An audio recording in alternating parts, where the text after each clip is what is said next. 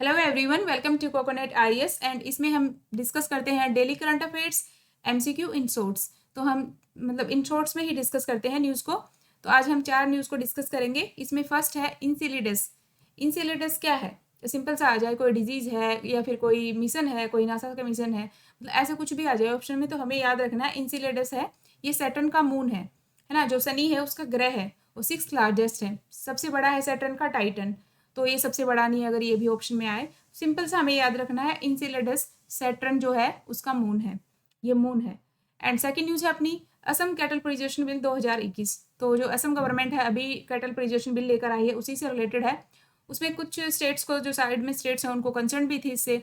तो उन लोगों का जो बिल है उसमें यही है कि अगर कैटल ट्रांसपोर्टेशन करना है या फिर एज ए स्टेट में से ट्रांजिट होकर जाना है, मतलब एक मतलब असम में से कोई अपनी जो बोवाइन एनिमल्स हैं, है ना, बुफेलो है, काऊ है, इनको लेकर जाना है, तो उससे रिलेटेड आपको अथॉरिटी से पहले परमिशन लेनी पड़ेगी। इसी से रिलेटेड है। एंड ऐसा नहीं है कि पहली बार ही आया, उससे पहले एग्जिस्टिंग भी है असम कैटल प्रिजर्वेशन एक्ट 1950। तो असम कैटल प्रिजर्वेशन एक्ट 1950 भी है। उसमें क्या है, उसमें यही है कि कोई भी कैटल जो 14 ईयर से अबोव है ना, उसकी स्लॉटरिंग, मतलब उसको स्लॉटर करना मतलब अलाउ है। और उसमें स्लॉटर करने से पहले अप्रूवल लेना पड़ता है लोकल वेटरनरी ऑफिसर से, है ना।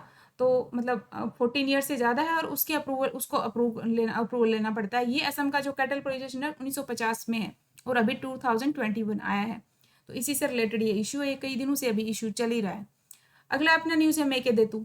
तो मेकेदातु जो डैम प्रोजेक्ट है, ये भी हम कई बार डिस्कस कर चुके हैं। तो ये कहाँ पे है? सिंपल सी बात, पहली बात कहाँ है? तो ये है कर्नाटका में। दूसरा हम देखें कि कौन सी रिवर है। तो रिवर अगर कावेरी अकेला कावेरी आए तो कावेरी भी ठीक है।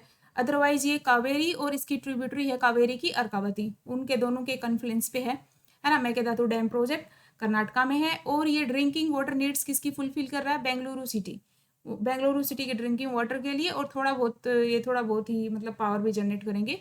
मोस्टली बेंगलुरु सिटी के ड्रिंकिंग वाटर के लिए है। कर्नाटका का है, मेकेदातु है। और तमिलनाडु जो नीचे स्टेट रहता है, राइपेरियन स्टेट है नीचे का, तो उनको इश्यू है। तो इन दोनों का भी, तमिलनाडु है कर्नाटका है, इनका इस पे है थोड़ा सा, मतलब है ना, अभी विवाद चल रहा है इस पे मेकेदातु पे। याद रखना है कावेरी अर्कावती, मेकेदातु, कर्नाटका, बेंगलुरु सिटी। अगली न्यूज है फोर्थ है अपनी इम्यूनिटी डेट। तो इम्यूनिटी डेट क्या होता है ना। तो इम्यूनिटी डेट होता है कि एनपीआई है। पहले हम देखते हैं एनपीआई क्या है। That is non pharmaceutical intervention, है ना। नॉन फार्मास्यूटिकल इंटरवेंशन क्या होता है कि बिना फार्मास्यूटिकल, बिना दवाई के जो इंटरवेंशन हुआ है।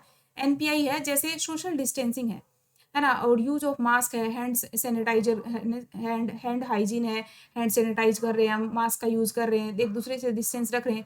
ये जो बिना फार्मास्यूटिकल के जो इंटरवेंशन जो यूज कर रहे हैं ना, हम एक दूसरे को अवॉइड कर रहे हैं, ऐसे टाइप नॉन फार्मास्यूटिकल इंटरवेंशन जो है एनपीआई है, जो कोविड के टाइम पे यही है। मतलब ये जो एनपीआई है ना, इसका क्या इफेक्ट हुआ आदमी, जो बच्चे हैं या फिर कोई भी पर्सन हो, उसकी इम्यूनिटी पे क्या इफेक्ट हुआ ना, उसका इफेक्ट अभी देखा है कि नेगेटिव इफेक्ट हुआ है। तो यही है इम्यूनिटी डेट। मतलब due to NPI higher rate of respiratory infections. NPI की वजह से जो डिस्टेंसिंग वगैरह ये सब रख रहे हैं, इसकी वजह से जो दूसरे डिजीज हैं, रेस्पिरेटरी इन्फेक्शन है, इन्फ्लुएंजा है, दूसरा रेस्पिरेटरी साइनेटिकल वायरस आरएसवी करके एक इन्फ्लुएंजा, मतलब ये डिजीज है आरएसवी इन्फ्लुएंजा। ये इन्फेंट्स में देखने को मिला है अभी, न्यूजीलैंड में काफ़ी केसेस ऐसे आए थे अभी।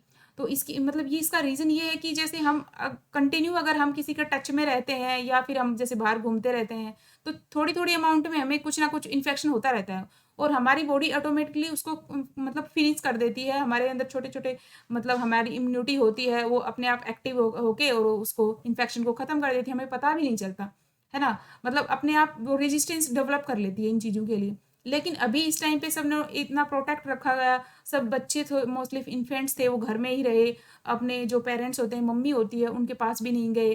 तो जो मदर और चाइल्ड, जैसे मदर होती है, उसका ऑटोमेटिक ही अपने बच्चे के लिए वो डेवलप हो जाता है, इम्यूनिटी डेवलप हो जाती है किड्स बच्चों में।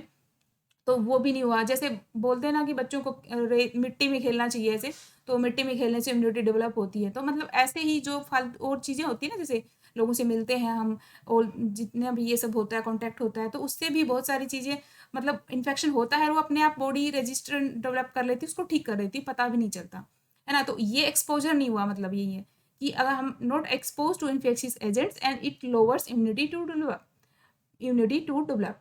तो इसकी वजह से जो इम्यूनिटी डेवलप होनी थी वो डेवलप नहीं हुई, क्योंकि हमारा एक्सपोजर हुआ नहीं और हमें वो इम्यून सिस्टम डेवलप नहीं हुआ। यही इम्यूनिटी डेट है। मतलब एक तरह से ये हमारे ऊपर इम्यूनिटी डेट हो गया कि हमारी इम्यूनिटी जो है वो मतलब जैसी होनी चाहिए थी वैसी हुई नहीं। तो ये थोड़ी टर्म याद रख लेना है कि इम्यूनिटी डेट शॉर्ट में अगर आए तो है क्या। Okay, and thank you so much.